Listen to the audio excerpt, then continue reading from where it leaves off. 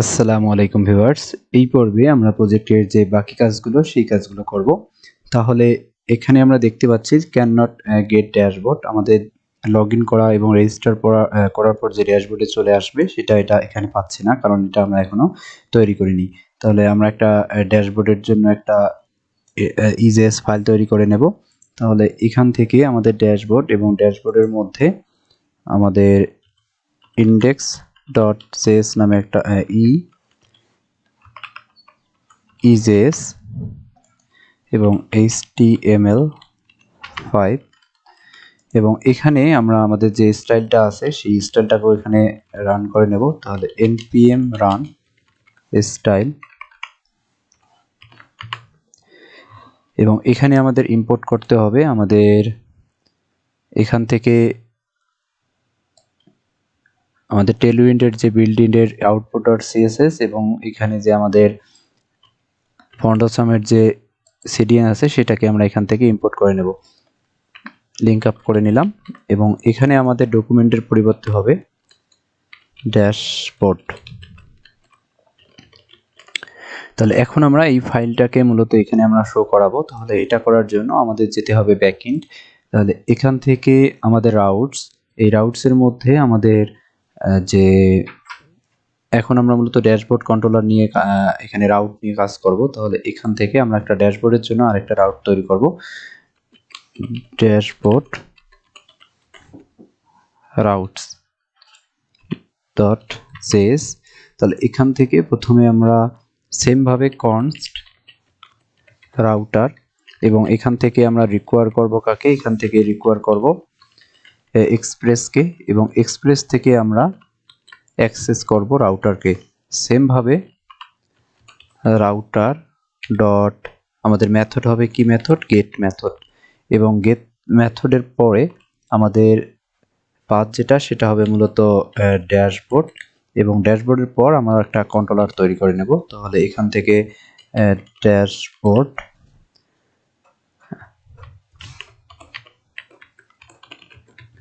Controller এবং dashboard controller থেকে আমরা অ্যাক্সেস করব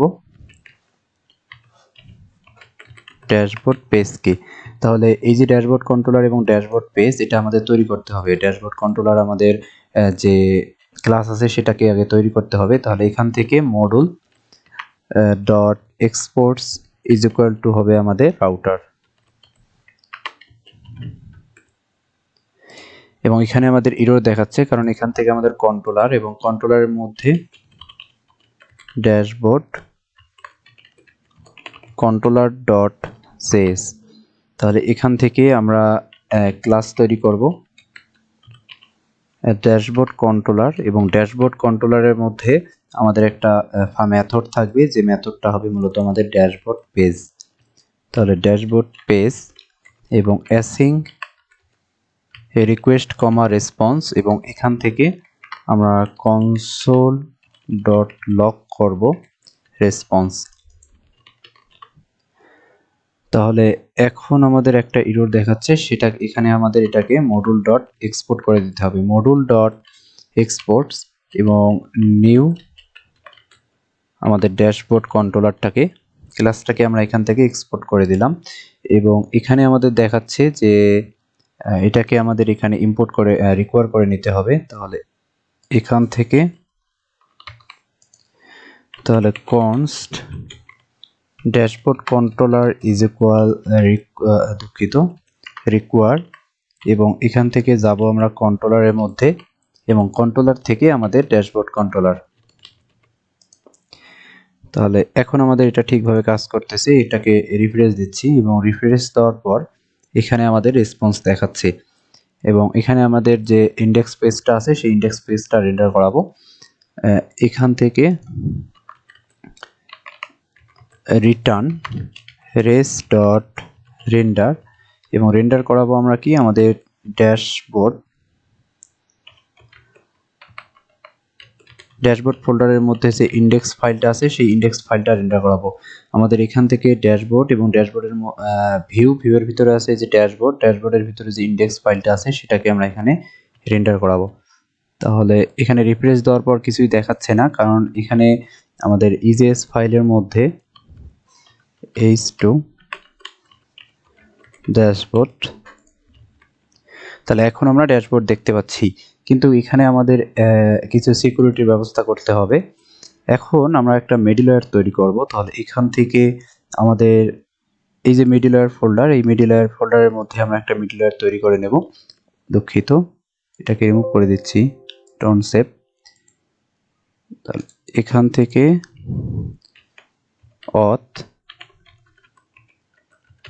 auth middleware.cs। তাহলে এই মিডলওয়্যারের কাজ কি, যে আমরা যখন ব্যাকএন্ডের মধ্যে রিকোয়েস্ট পাঠাই, রিকোয়েস্ট পাঠার পরে মূলত মিডলওয়্যার চেক করে যে অথরাইজড আছে কিনা। যদি অথরাইজড হয়, অর্থাৎ যে রিকোয়েস্ট পাঠাচ্ছে সে যদি অথরাইজড হয়, তাহলে তাকে অ্যাক্সেস দেবে, যে কোনো কিছু একটার অ্যাক্সেস দেবে, যেমন ডাটাবেস এগুলোর অ্যাক্সেস দেবে। আর সে যদি অথরাইজড না হয়, তাহলে তাকে রেসপন্স পাঠাবে যে সে অথরাইজড নয়। এটাই হলো মূলত মিডলওয়্যারের কাজ, যে এই সিকিউরিটি যে সিস্টেমটা আছে সেটাকে সে প্রোটেক্ট করা, অর্থাৎ একটা জিনিসের অ্যাক্সেস সে দেবে কিনা সেটা মূলত নিয়ন্ত্রণ করবে কিসের উপর, অথরাইজডের উপর। সে যদি অথরাইজড হয় তাহলে তাকে অ্যাক্সেস দেবে, আর যদি অথরাইজড না হয় তাহলে তাকে অ্যাক্সেস দেবে না। তাহলে এই কাজটাই এই সিস্টেমটাই মূলত আমরা এখানে তৈরি করব। তাহলে এখান থেকে প্রথমে আমরা রিকোয়ার করব জেডব্লিউটি কে, জেডব্লিউটি রিকোয়ার জেসন ওয়েব টোকেন। তাহলে এখানে জেসন ওয়েব টোকেন কিসের জন্য আমরা রিকোয়ার করলাম, আমরা এখানে ব্রাউজারের মধ্যে কুকি সেট করতেছি, সেই কুকি দিয়ে মূলত আমরা এখানে অথরাইজডটা চেক করব যে আমাদের অথরাইজড কিনা ইউজার। তাহলে এখান থেকে কনস্ট অথ মিডলওয়্যার ইজ ইকুয়াল, তাহলে এখানে ব্যবহার করব আমরা অ্যাসিং, এবং এখান থেকে আমরা রিকোয়েস্ট পাবো এবং রেসপন্স পাবো।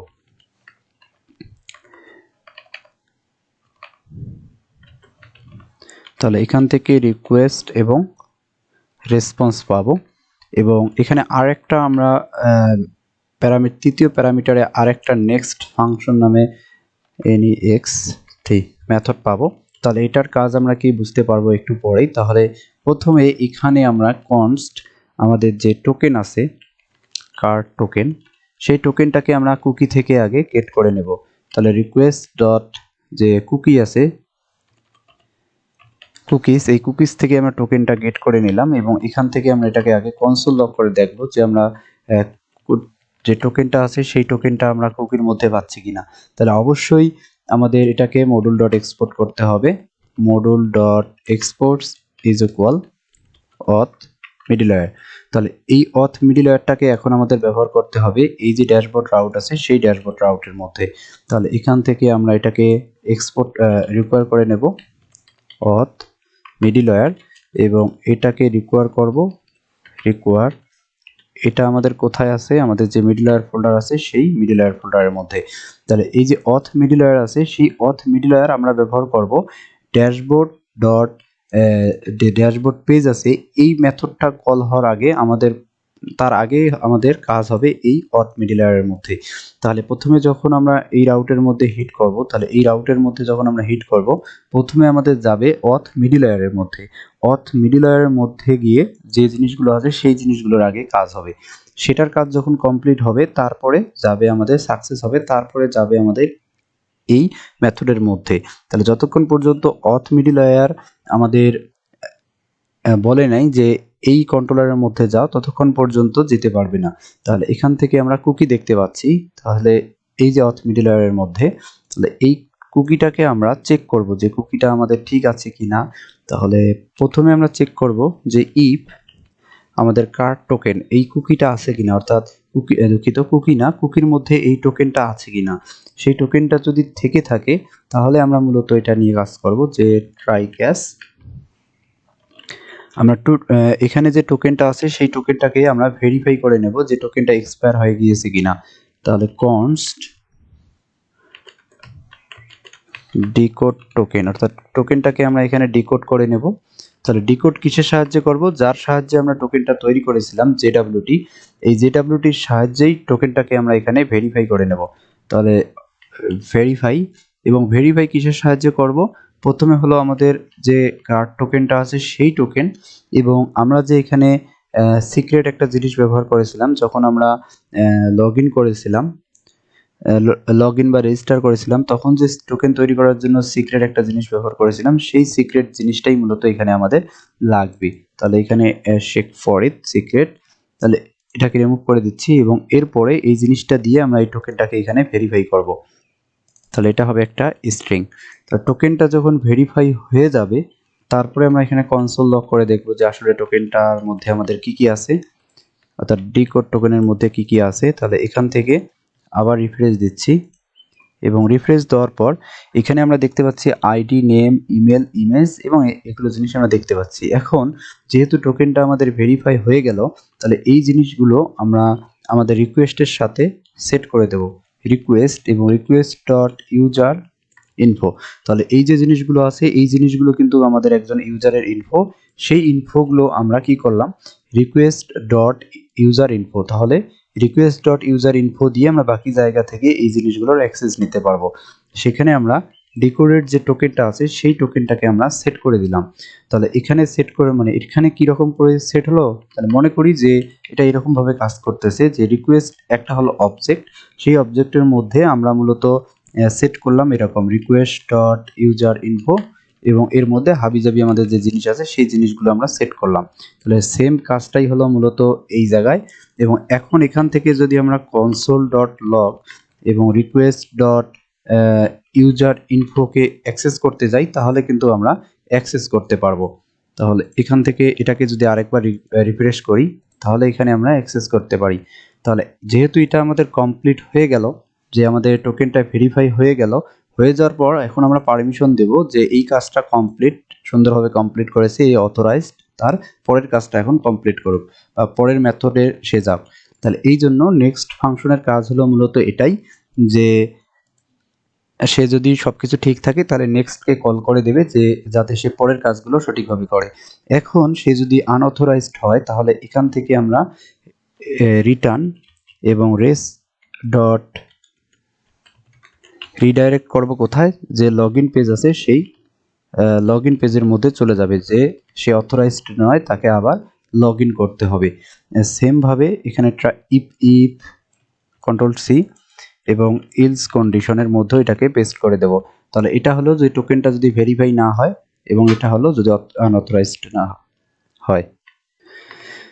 তাহলে এখানে মূলত কি কাজটা হলো, প্রথমে আমরা এখান থেকে কুকিটা গেট করলাম, কুকিটা মিডলওয়্যারের মধ্যে কুকিটা প্রথমে গেট করলাম, গেট করার পর আমরা চেক করলাম যে কুকিটা আসলেই আমরা পেলাম কিনা। সেটা যদি পেয়ে থাকি তাহলে আমাদের একটা কাজ হবে, আর যদি না পেয়ে থাকি তাহলে আমাদের রিডাইরেক্ট করে লগ ইন পেজের মধ্যে নিয়ে যাবে যে আবার লগ ইন করো। এবং যদি পেয়ে থাকি তাহলে আমরা যে টোকেনটা আছে, দুঃখিত এখানে কুকি না, কুকির মধ্যে যে টোকেনটা আছে সেই টোকেনটা আমরা গেট করেছি। তাহলে এই টোকেনটাকে আমরা এখানে ভেরিফাই করে নিলাম যে টোকেনটা আসলেই ঠিক আছে কিনা, আমরা যে টোকেনটা ক্রিয়েট করেছিলাম সেই টোকেন এই টোকেন কিনা।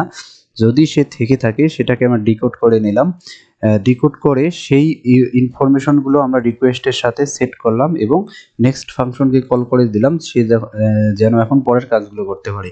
সে পরের কাজগুলো করতে পারে মানে সে এখান থেকে এখন আসবে ড্যাশবোর্ড কন্ট্রোলারের যে ড্যাশবোর্ড পেজ আছে সেই মেথডের মধ্যে। তাহলে এখানে এসে সে কী করবে, যে ড্যাশবোর্ড যে পেজ আছে সেই ড্যাশবোর্ড পেজ মেথডের মধ্যে রেস ডট রেন্ডার করবে আমাদের যে ইন্ডেক্স ফাইলটা আছে সেই ইন্ডেক্স ফাইলটাকে এখন সে রেন্ডার করে দেবে। তাহলে এখন এখানে রিফ্রেশ করতেছি, এটা সুন্দরভাবে কাজ করতেছে। এখন আমরা এখান থেকে যদি আমাদের কুকিটাকে রিমুভ করে দেই তাহলে এখানে আমাদের অ্যাপ্লিকেশন এবং অ্যাপ্লিকেশনের মধ্যে আমাদের যে কার্ড টোকেনটা আছে এই টোকেনটাকে এখান থেকে যদি আমরা রিমুভ করে দেই তাহলে এখন চলে যাচ্ছে কোথায়, আমাদের লগ ইন পেজের মধ্যে।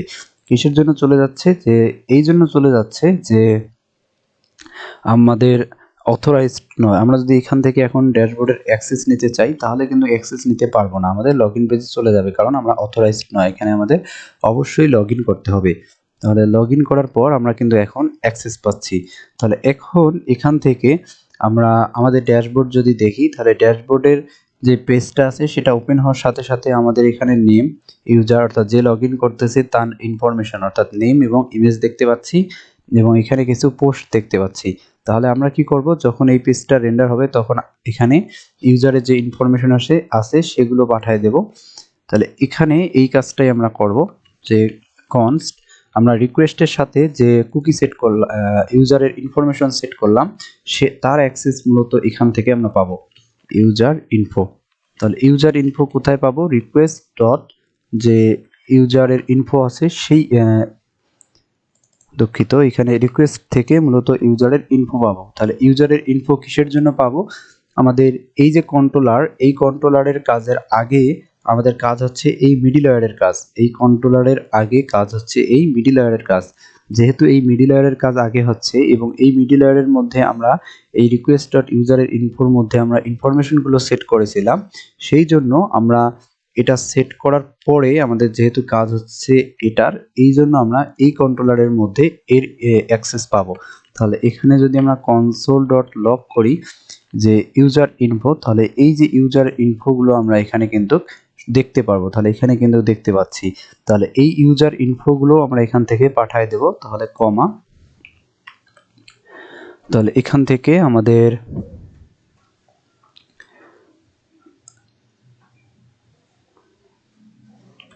ইউজার ইনফো এবং দুঃখিত, তাহলে এটাকে আমরা পাঠিয়ে দেব। যেহেতু আমাদের অবজেক্ট এবং কি নেম একই, তাহলে এরকম করে দিলে হবে আমাদের। তাহলে এখান থেকে আমরা পাঠিয়ে দিলাম কি, আমাদের যে ইউজার ইনফো আছে সেই ইউজার ইনফোকে আমরা এখান থেকে পাঠিয়ে দিলাম।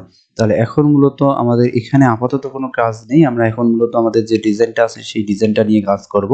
তাহলে এখান থেকে এটাকে রিমুভ করে দিচ্ছি, এটাকেও রিমুভ করে দিচ্ছি এবং এখানে ড্যাশবোর্ড যে ফোল্ডার, এই ড্যাশবোর্ড ফোল্ডারের মধ্যে আমরা পার্শিয়াল নামে আরেকটা ফোল্ডার তৈরি করব, যে ফোল্ডারের মধ্যে মূলত আমাদের যে হেডার আছে এবং ন্যাভবার আছে সেই দুইটা জিনিস থাকবে। তাহলে এখান থেকে পার্শিয়াল এবং পার্শিয়াল ফোল্ডারের মধ্যে থাকবে আমাদের সাইডবার ডট ইজেস এবং আরেকটা জিনিস থাকবে সেটা হলো আমাদের হেডার ডট ইজেস। এবং এখানে যেহেতু আমাদের ফুটার নেই, এখানে আমাদের ফুটারের কোনো প্রয়োজন নেই। তাহলে ইন্ডেক্স এবং ইন্ডেক্সের মধ্যে এটাকে রিমুভ করে দিচ্ছি। তাহলে এখান থেকে আমরা একটা ডিভ নেব এবং ডিভের মধ্যে এটাই হবে আমাদের মূলত প্যারেন্ট, প্রথম ডিভ, মেইন ডিভ এটা। তাহলে এখানে আমরা ক্লাস দেব মেইন এবং এর যে মেইন হাইট, এর মেইন হাইট হবে মূলত স্ক্রিনের যে হাইট আছে সেই হাইট এবং প্যাডিং বটম হবে আমাদের 10 পিক্সেল এবং ব্যাকগ্রাউন্ড বিজি হবে স্লেট 200। তাহলে এগুলো মূলত স্টাইল করার জন্যই দিচ্ছি, আপাতত এটা ঠিক আছে।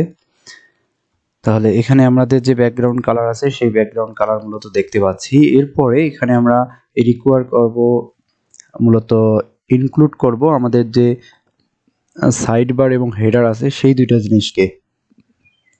তাহলে এখানে সাইডবার h2 সাইডবার এবং এটাকে কপি করে নিচ্ছি এবং হেডার।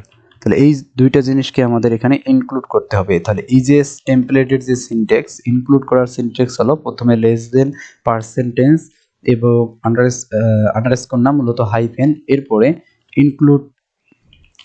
ইনক্লুড এবং ইনক্লুডের ভিতরে মূলত আমাদের পাথটা বলে দিতে হবে যে আমরা কোন দুইটা জিনিসকে ইনক্লুড করতে চাচ্ছি তার যে পাথ। তাহলে পাথ এখানে কি পার্শিয়াল এবং এই পার্শিয়ালের ভিতরে আছে মূলত আমাদের সাইডবার। তাহলে এটাকে আমাদের এখান থেকে ক্লোজ করতে হবে। তাহলে এখানে সাইডবার দেখতে পাচ্ছি। তাহলে এই জিনিসকে এটাকে এখানে আমরা কপি করে নেব এবং এটাকে পেস্ট করে দেব। এই সাইডবারের পরিবর্তে এটা হবে আমাদের হেডার। তাহলে আমরা এখানে হেডার দেখতে পাচ্ছি। তাহলে আমাদের এই পর্ব এই পর্যন্ত। ইনশাআল্লাহ আমরা পরের পর্বতে আমাদের মূলত ড্যাশবোর্ডের এরকম একটা ফিচার তৈরি করব, অর্থাৎ আমাদের যে ইউআইটা আছে এরকম একটা ইউআই তৈরি করব।